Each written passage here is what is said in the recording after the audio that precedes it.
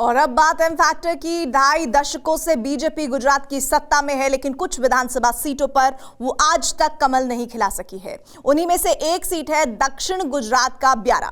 आखिर क्या वजह है कि बीजेपी यहां कभी कामयाब नहीं हो पाई? 60 वर्षों से ये सीट चुनावी पंडितों के लिए भी एक पहेली बनी हुई है। दक्षिण गुजरात में इस तिलिस्म को तोड़ने के लिए बीजेपी ने इस बार ईसाई उम्मीदवार को मैदान में उतारा और इसी पर एम फैक्टर का ये एपिसोड देखिए सीधे ब्यारा से।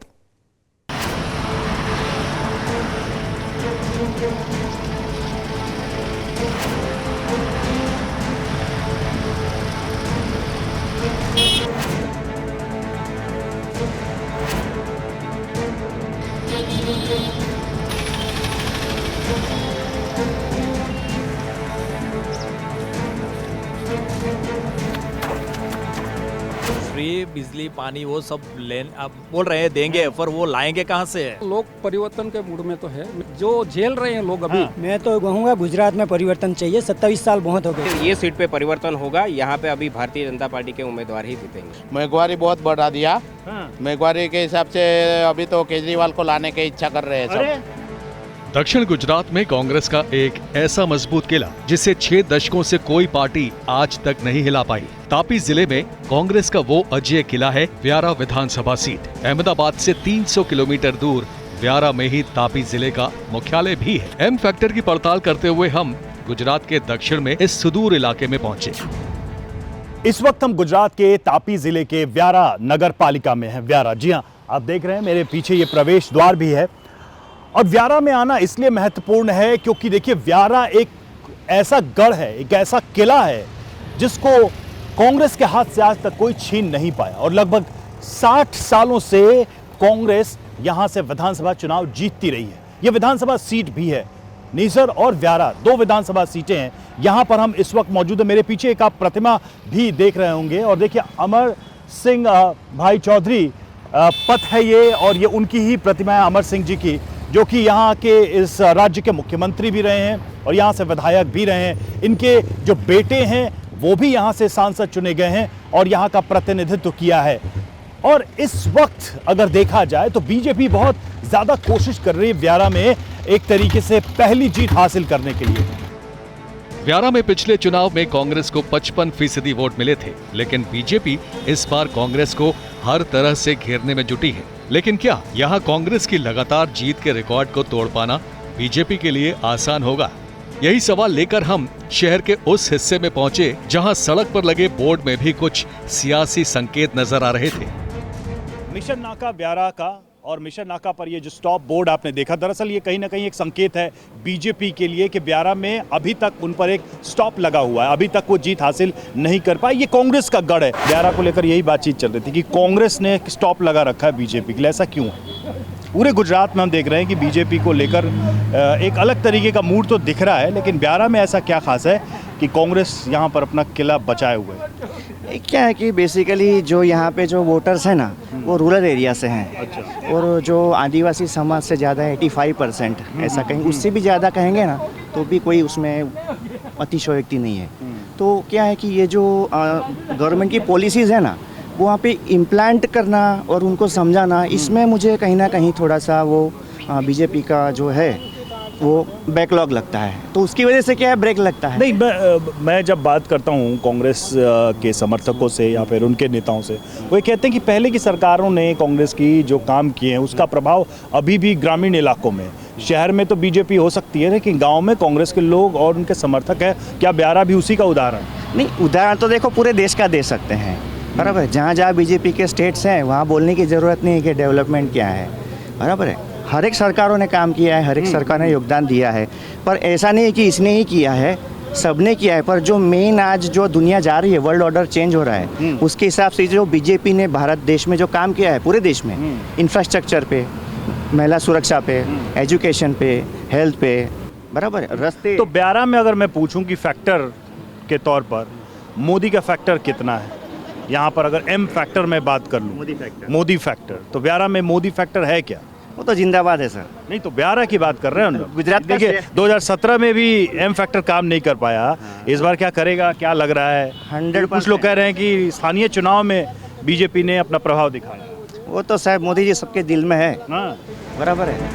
व्यारा के इन लोगों के साथ हुई अब तक की बातचीत में यहाँ के चुनावी मूड की थोड़ी झलक जरूर मिली, लेकिन पूरी सियासी पिक्चर को समझने के लिए हम यहाँ से आगे बढ़े तो क्या अगले पड़ाव पर व्यारा की चुनावी पहेली समझ में आई?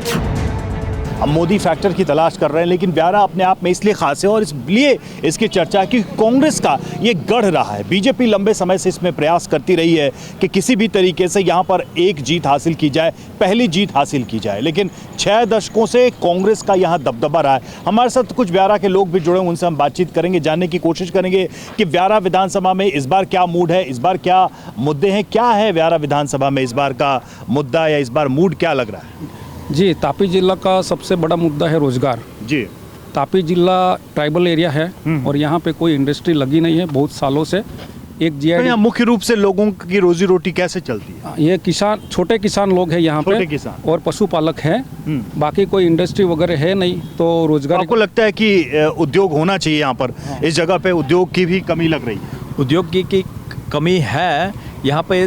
जो शुगर फैक्ट्री है वो भी चलाई है अभी, पर फिर जिन लोगों को चलाना चाहिए, स्थानिकों को, लोकल एरिया को, जो लीडरशिप है वो दे नहीं रहे हैं और दूसरों को सौंप दे। तो एक तो इन्होंने कहा कि रोजगार एक विषय है, दूसरा क्या विषय है व्यारा में जिस पर बातचीत हो रही है? आप लोग बैठते होंगे, चुनाव के विषयों पर बातचीत होगी, क्या लग रहा है? जी, यहाँ पे एक मेडिकल सुविधा भी बहुत कम है। एक ही सिविल हॉस्पिटल है, 7 ब्लॉक है और 8 लाख की बस्ती है, लेकिन जो सिविल है उसमें भी जो सुविधा होनी चाहिए, जैसे कि रिपोर्ट्स जो होते हैं, अच्छा, तो उसका भी पूरा सोनोग्राफी वगैरह, डायलिसिस का है, सीटी ये स्कैन। क्या है? ये जो कागज पे आपने लिखा है, ये क्या है? ये जो सुविधा हॉस्पिटल में होनी चाहिए, सिविल हॉस्पिटल में, वो नहीं है। ये तो आप चाहते हैं कि इस बार चुनाव में ये मुद्दा उठे ब्यारा में? उठना चाहिए। तो ब्यारा के लिए और क्या विषय हैं और क्यों ऐसा है कि यहाँ पर कांग्रेस लगातार मजबूत रही है? बीजेपी के बारे में हम सुन रहे हैं कि एक एम फैक्टर है पूरे गुजरात में, मोदी का फैक्टर है। ब्यारा में वो मोदी फैक्टर क्यों नहीं आ पा? उसके बहुत सी वजह है। हाँ। ये बीजेपी जो है वो मेरे हिसाब से या जिले की बात करें तो ये व्यापारी लोगों की कंपनी मानी जाती है। अच्छा, यस। लेकिन वो तो कहते हैं सबका साथ सबका विकास। नहीं हुआ है। तापी जिले का जितना डेवलपमेंट होना चाहिए एजुकेशन लेवल पे नहीं हुआ है। उसके अलावा देखने जाएंगे तो एजुकेशन है, शिक्षण, उसके बाद जो आरोग्य है, और इसी बहुत सारे ऐसे लोकल यूसीयू हैं जिसमें ये अब तक ग्राउंड लेवल पे नहीं पहुँचे। आप क्या इनसे सहमत हैं? नहीं, मैं बिल्कुल भी सहमत नहीं हूँ। क्यों?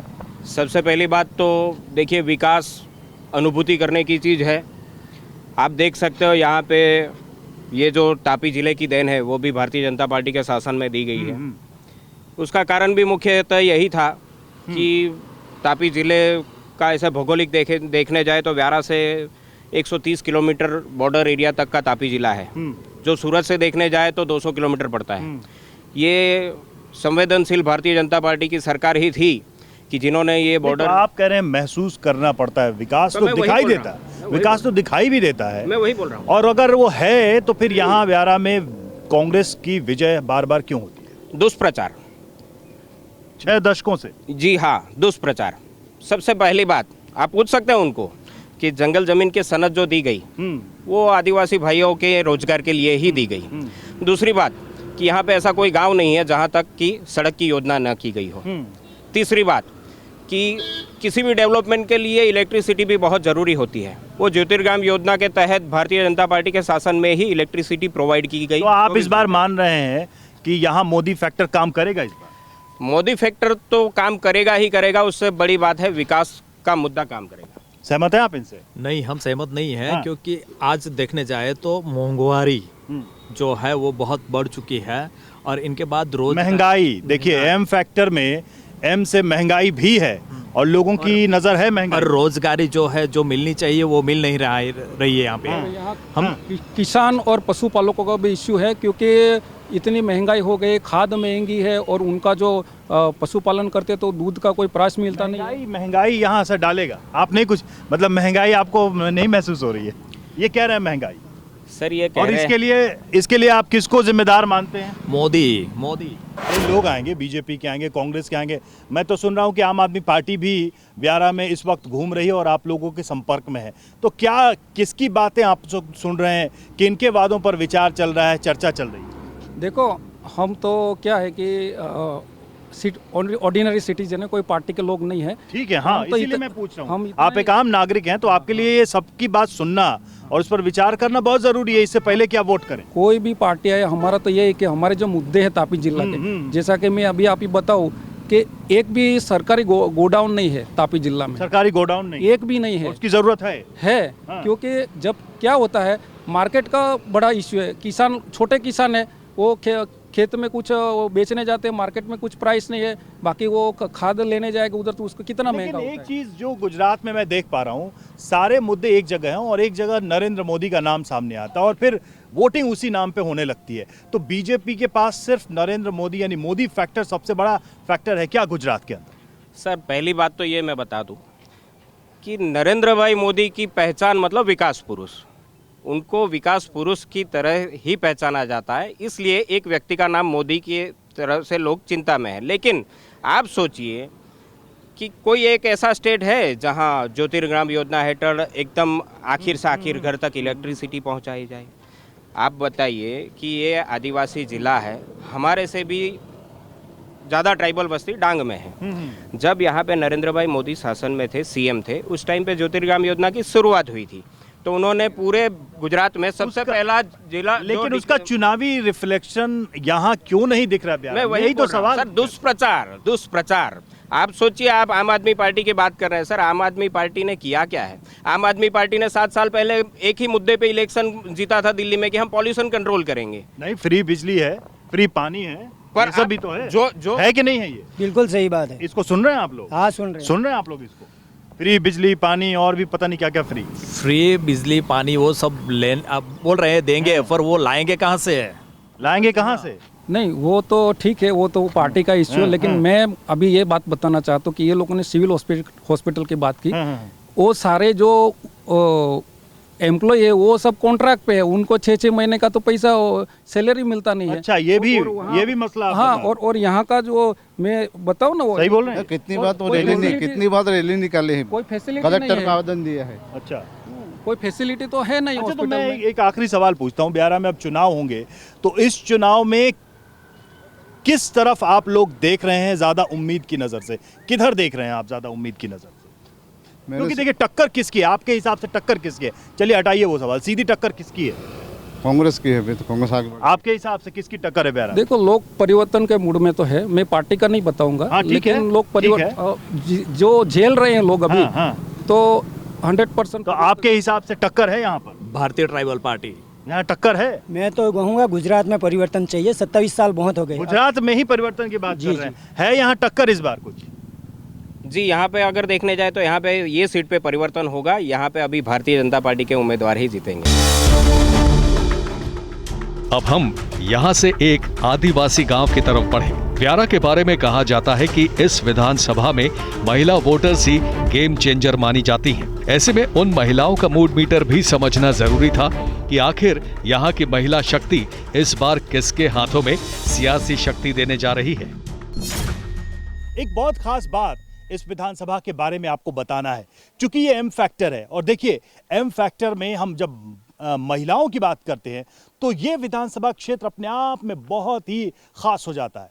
जो जानकारी हमें दी गई वो ये कि इस विधानसभा यानी गुजरात के व्यारा विधानसभा में, तापी जिले के इस व्यारा में महिलाएं पुरुषों से ज्यादा हैं, यानी कि महिला वोटर्स जो हैं उनकी संख्या पुरुषों से ज्यादा। और देखिए, गांव के लोग जब हम यहाँ आए तो उनसे हमने बातचीत की, तो वो अपनी बात रखने के लिए हमारे साथ जुड़े हैं और उसमें आप देख भी सकते हैं ज़्यादातर संख्या महिलाओं की है और ये महिलाएं जो वोट डालेंगी अपना भविष्य तय करेंगी। तो आदिवासी बहुल इस विधानसभा क्षेत्र में हम मौजूद हैं और क्या है ब्यारा विधानसभा के इस इंदू गांव, ये गांव का नाम इंदू है, इंदू गांव के लोगों की समस्याएं या फिर लोगों की अपनी मांग, ये सारी बातें हम करेंगे। और मैं देख रहा हूं कि महिलाएं जो हैं यहाँ बढ़ चढ़ कर हर चीज में हिस्सा ले रही हैं। हाँ, हिस्सा ले रही है।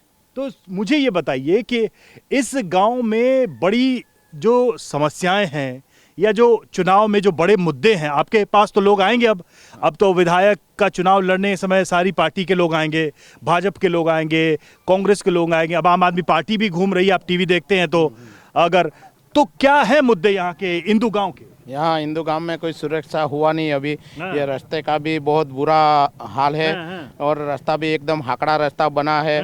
हमारे गांव में नर्सिंग कॉलेज है, बड़ौदा बैंक का टेलिंग आया है और पॉलिटेक्निक भी आया हुआ है और इधर सुविधा नहीं मिल रही हमको। सुविधा एकदम अच्छी होना चाहिए।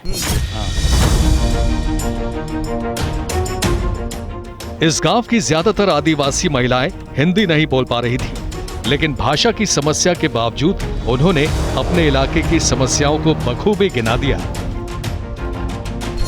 तो एक चीज बताइए मुझे, ये सारी बात तो हो गई, अब यहाँ पर जो है आप लोग क्या सोच रहे हैं?